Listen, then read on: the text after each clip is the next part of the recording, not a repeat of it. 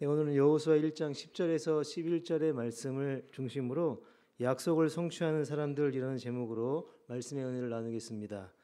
오늘 수요 예배로 함께 모여서 거룩하신 하나님께 예배를 드릴 때 하나님께서는 말할 수 없는 은혜와 또 말씀 가운데 우리 심령을 새롭게 해주실 줄로 믿습니다.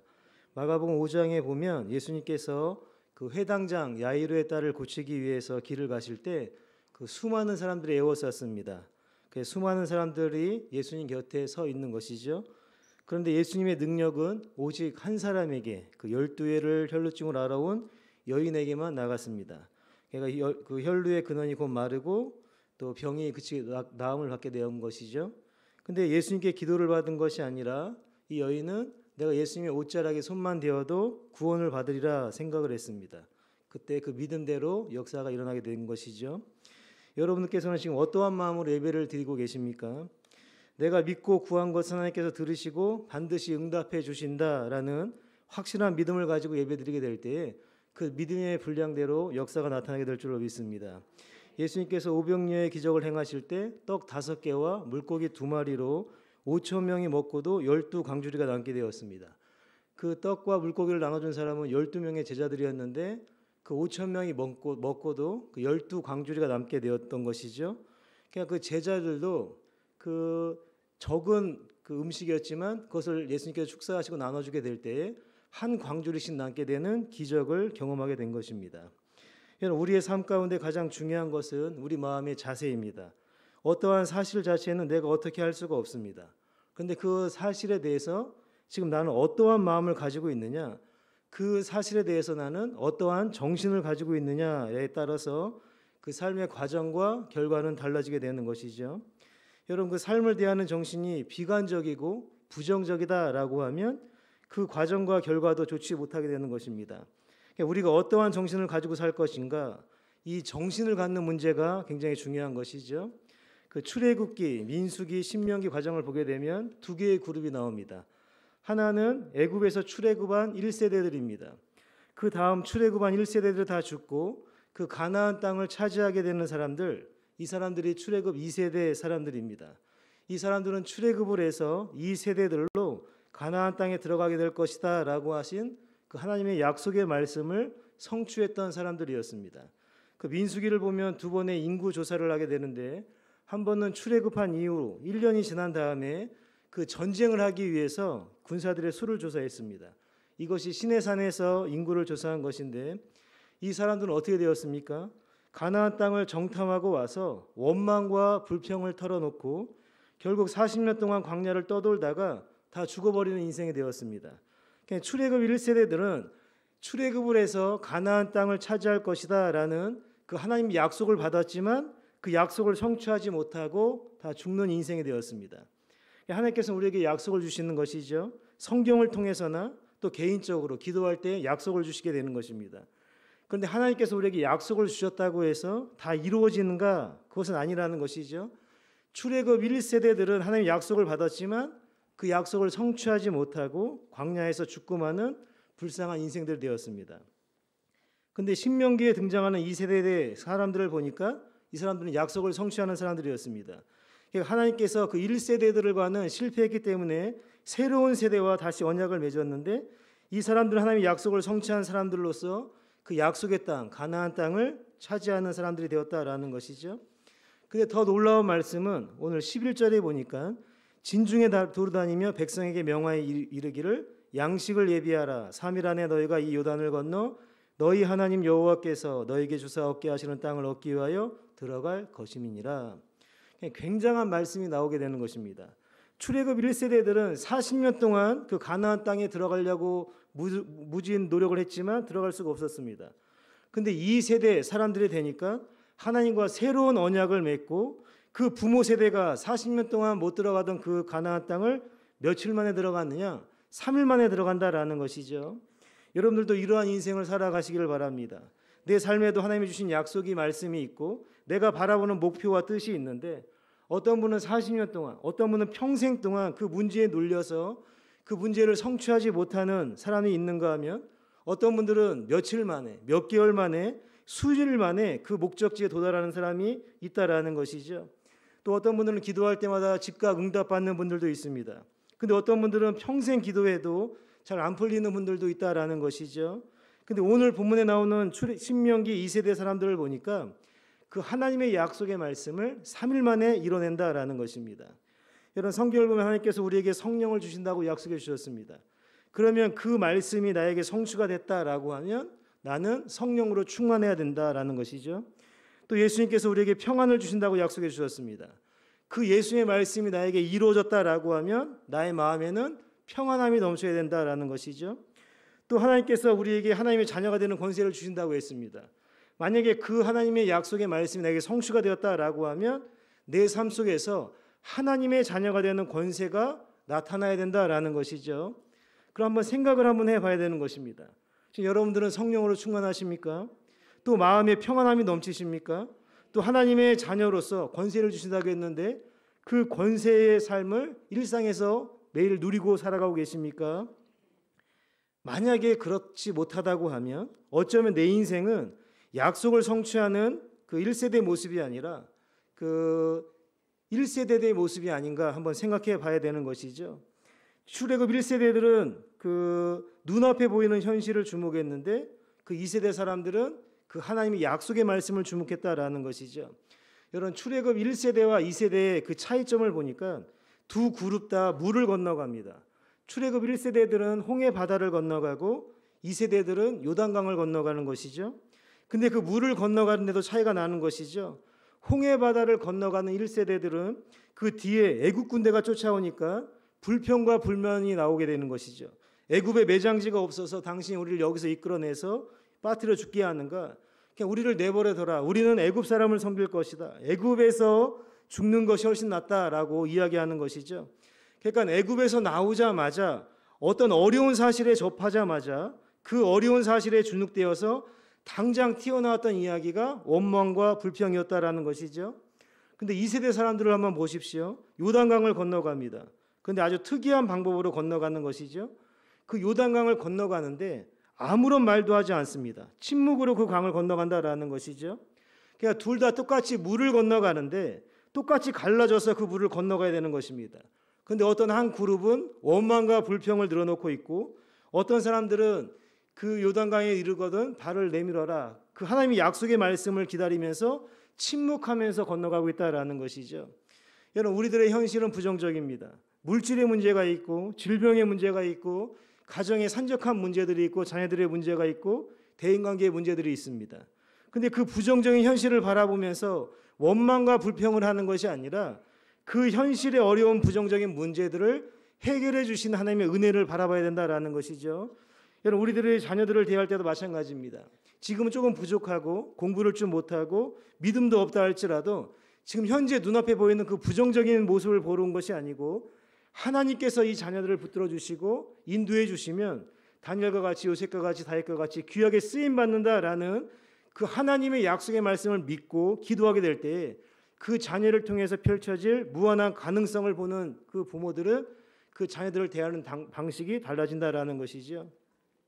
신앙생활하면서 만나게 되는 사람들도 있습니다. 믿음이 없이 방황하는 사람들도 있는 것이죠.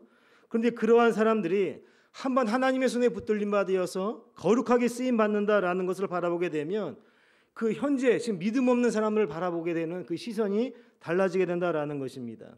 지금은 낙심하고 좌절되고 시험에 빠져 있지만 다시 한번 하나님께서 은혜 주시고 능력 주시고 다시 한번 회복의 은총을 주시게 되면 성령께서 역사하시면 그 사람을 통해서 어떠한 역사가 일어나게 될지는 모른다라는 것이죠. 여러분, 신명기 2세대 사람들은 강을 건널 때에도 그 하나님의 보이지 않는 그 약속의 말씀을 바라보면서 침묵으로 건너가고 있다라는 것이죠. 근데 더 놀라운 것은 뭐냐면 출애굽 1세대와 2세대가 차이가 있는데 출애굽 1세대들은 그 홍해 바다를 건너갈 때 물이 완전히 갈라진 다음에 마른 땅을 건너가게 되었습니다. 근데 2세대 사람들을 보니까 하나님의 약속의 말씀을 기억하는 것이죠. 요단에 이르거든 언약궤를 메고 들어가라. 그러면 물이 갈라질 것이다. 확연한 차이가 있는 것입니다. 출애굽 1세대들은 눈앞에 보이는 것, 그러니까 물이 완전히 갈라진 다음에 그 물을 건너갔지만 2세대 사람들은 물이 갈라지지 않았습니다. 시퍼런 요단강이 창일할 때라는 것이죠. 그런데 그곳에 발을 집어 넣으라는 것입니다. 그러니까 사실에 주목하지 않고 언약궤를 메고 발을 넣게 되면 요단강이 갈라질 것이다라고 한 그 하나님의 약속의 말씀을 바라보게 되었다라는 것이죠. 여러분, 언약궤를 메고 있었던 제사장들의 심정은 어떻겠습니까?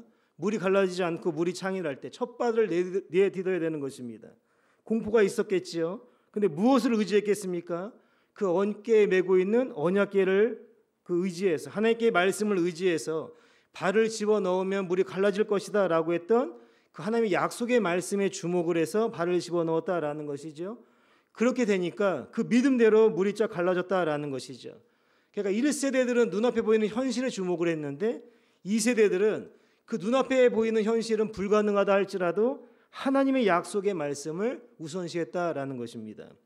여러분, 우리 현실은 막막하고 힘이 듭니다. 그러나 그 어려운 현실을 주목할 것이 아니라 기도하면서 받은 하나님의 약속의 말씀에 주목하자라는 것이죠. 여러분, 성경에서 하나님께서 우리에게 주신 약속의 말씀들이 있습니다. 보라, 내가 세상 끝날까지 너와 함께 할 것이다. 내가 가면 보혜사 성령을 보내줄 것이다. 믿는 자에게는 능치 못할 일이 없다라는 것이죠. 하나님께서는 수많은 약속들을 주셨습니다. 그래서 그 하나님의 약속의 말씀을 의지하고 그 약속의 말씀을 바라보면서 하루하루를 믿음으로 살아가자라는 것이죠. 또 1세대와 2세대의 차이를 보면 서로 그 회막을 중심으로 진을 치게 되는 것이죠. 1세대들은 가운데 성막을 두고 그리고 A지파 아론의 제사장들이 둘러싸죠. 그리고 동서남북 세 지파씩 진을 칩니다. 그리고 행군을 할 때 유다 지파가 먼저 행군을 하고 나머지 지파가 뒤를 따라가게 되는 것이죠. 레위 지파가 앞장서지 않았습니다. 그러니까 출애굽 1세대들의 그 진을 치고 있는 형상은 제사장이나 레위인들이 앞장서는 그 행진이 아니고 군대를 앞세우는 구조였다라는 것이죠. 그러니까 싸움을 위한 목적이었다라는 것이죠. 근데 2세대들이 행군할 때는 어떻게 합니까? 가장 앞장서는 지파가 제사장들이고 레위인들이 앞장서게 되었습니다. 나머지 군사 지파들은 다 뒤로 빠지게 되는 것이죠. 이것이 근본적인 차이라는 것입니다. 그냥 출애굽 1세대들은 군사적인 힘과 스스로의 힘을 의지해서 싸움을 쟁취했던 사람들이었다고 하면 신명기에 나오는 그 2세대들의 사람들은 거룩한 제사장, 그 하나님을 섬기는 레위인들이 앞장을 서서 오직 믿음으로 하나님의 은혜를 앞장 세워서 나아가는 그의 진의 편성 구조였다라는 것이죠. 여러분, 결과가 어떻게 되었습니까? 출애굽 1세대들은 이 진의 구조를 만들고 첫 번째 전쟁을 치르러 나갔습니다. 첫 번째 전쟁이 가나안과 아말렉과의 전쟁이었는데 모세가 싸우지 말라고 했습니다. 또 레위 지파도 나서지 않았다라는 것이죠. 하나님이 언약궤도 나가지 않았다라는 것입니다. 군사들끼리 힘을 모아서 아말렉과 가나안과 싸웠습니다. 처참하게 전쟁에서 실패하고 호르마까지 쫓겨나게 되었죠. 완전히 패배하게 되었습니다. 근데 신명기 2세대 사람들은 그 하나님의 언약을 앞장세우고 레위 지파가 앞장서고 제사장들이 앞서가게 되니까 요단강이 갈라지게 되었습니다. 여리고에 이르러서 소리를 지르니까 여리고성이 무너졌습니다. 칼과 창으로 여리고성을 무찌른 것이 아니라 하나님의 이름을 앞장세워서 걸었더니 하나님께서 앞서가서 일해 주시고 움직여 주시면서 여리고성을 무너뜨려 주시고 요단강을 갈라 주시는 큰 역사를 이뤄냈다라는 것이죠. 여러분, 내가 최선의 노력을 다하는 것보다 하나님께서 앞장서 나가셔서 일해 주시는 것이 능력과 승리가 있다라는 것입니다. 근데 여기에는 비결이 있는 것이죠. 여호수아를 보게 되면 여리고와 전쟁을 앞두고 있을 때 하나님께서 할례를 행하라고 합니다. 여러분, 할례라는 것은 남성의 그 표피를 제거하는 것인데요. 그것을 제거하고 나면 그 엉거주춤에서 싸울 수가 없는 것입니다. 그 야곱의 딸 디나가 그 지역 추장의 아들에게 성폭행을 당했을 때 그 시몬과 레위가 그 민족을 할례를 시킨 다음에 밤에 그 칼을 들고 가서 다 너무 쉽게 다 죽여버리게 되었지요. 그만큼 할례를 하게 되면 전투력이 상실되게 되는 것입니다. 근데 전쟁을 앞두고 하나님께서는 지금 할례를 행하라라고 말씀하시는 거죠. 하나님께서 우리에게 허락하시는 것, 또 기대하시는 것이 무엇입니까? 내가 가지고 있는 모든 힘들을 다 내려놓고 의지할 만한 것 다 내려놓고 오직 전적으로 하나님만 의지해라라는 것입니다. 여러분, 우리가 기도를 왜 안 하겠습니까? 여러분, 어떤 문제가 있어서 기도하면 반드시 응답받는다라는 확신이 있게 되면 여러분, 기도 안 할 수가 있겠습니까? 근데 기도를 왜 안 하게 되는 것입니까? 어떠한 문제가 생겼습니다. 자녀의 문제가 생겼고 질병의 문제가 생겼고 또 여러 가지 가정사의 문제가 많이 있습니다. 예배도 나오고 기도회도 나옵시다라고 기도합시다라고 해도 안 나온다라는 것은 나에게 어떠한 힘이 남아있기 때문에 그렇습니다. 어떠한 믿을 만한 의지할 만한 것이 있기 때문에 그렇다라는 것이죠. 이 문제에 누구에게 가면 도움을 줄 수 있을 것이다라는 그 신락 같은 기대가 있기 때문에 그렇다라는 것입니다. 내가 의지할 만한 어떠한 능력이 없고 기대할 만한 사람이 없고 아무런 존재가 의지하지 않는다. 그러면 철저하게 하나님만 의지할 수밖에 없는 것이고 그 주님 앞에 나와서 기도할 수밖에 없다라는 것이죠. 여러분, 출애굽 1세대들은 생존을 위해서 살아가면서 하나님을 의지하지 않았습니다. 그 출애굽 1세대들의 삶의 방식을 보십시오. 홍해 바다를 만나자마자 그 앞에 물이 있다고 불평하게 되었습니다. 그 다음에 마라에 가서는 물이 쓰다고 불평을 하게 되는 거죠. 또 신광야에 가니까 물이 없다고 불평을 합니다. 그러니까 앞에 물이 있어도 물이 없어도 물이 쓰다고 불평을 달고 살았다라는 것이죠. 또 물 문제를 해결해 주시니까 이번에는 먹을 것을 가지고 불평을 합니다. 하나님께서 만나를 주셨는데 처음에는 맛있다고 했습니다. 꿀 섞은 과자 같다고 했습니다. 좀 더 먹으려고 막 그것을 챙겨가다가 막 다 썩기도 하고 그랬죠. 그러니까 매일 아침마다 그걸 주시게 되니까 이제는 불평이 나오기 시작하는 것이에요. 기름 섞은 과자 같다고 하고 질리기 시작한다고 하고 또 이 박한 식물, 입에서 식물이 난다고 하면서 불평과 원망을 하기 시작했다라는 것이죠. 그러다가 그 만나의 문제를 해결해 주시니까 고기가 먹고 싶다고 합니다. 마늘과 부추도 먹고 싶다고 하는 것이죠. 또 고기를 달라고 불평을 하는 것입니다. 또 하나님이 기브로 핫다와에서 메추라기를 보내서 먹고 있는 동안 그 원망과 불평하는 그 백성들을 치게 되었다라는 것이죠. 그러니까 시내산에서는 또 어떻게 되었습니까? 모세가 40일 동안 보이지 않는다고 해서 아론이 또 그 백성들과 금송아지를 만들어서 그 앞에서 화목제를 드리면서 먹고 마시고 춤을 추게 되었습니다. 그러니까 출애굽 백성들의 인생 주제가 무엇이냐? 먹는 것, 마시는 것, 즐겁게 춤추고 노는 것입니다. 출애굽 여정, 그 광야의 길이 험하다고 불평을 했습니다. 날씨가 뜨겁다고 불평을 했습니다. 여리고성을 보고 너무 크고 무섭다고 불평을 했다라는 것이죠. 또 이뿐만이 아니라 아론에게 반기를 들었습니다. 또 부울에 가서는 성적인 그 쾌락에 빠지게 되었지요.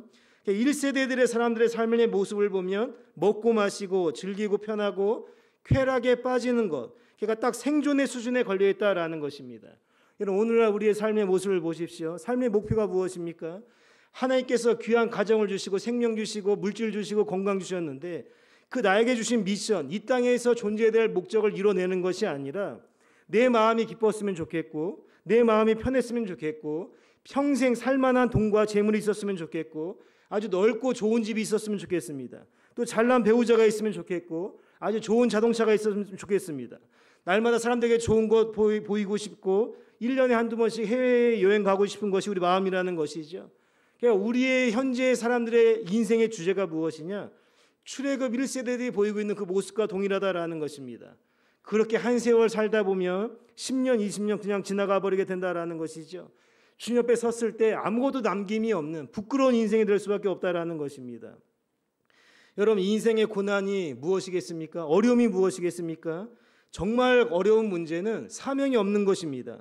사명을 알고 나면 고난이 와도 넘어지지 않는 것입니다.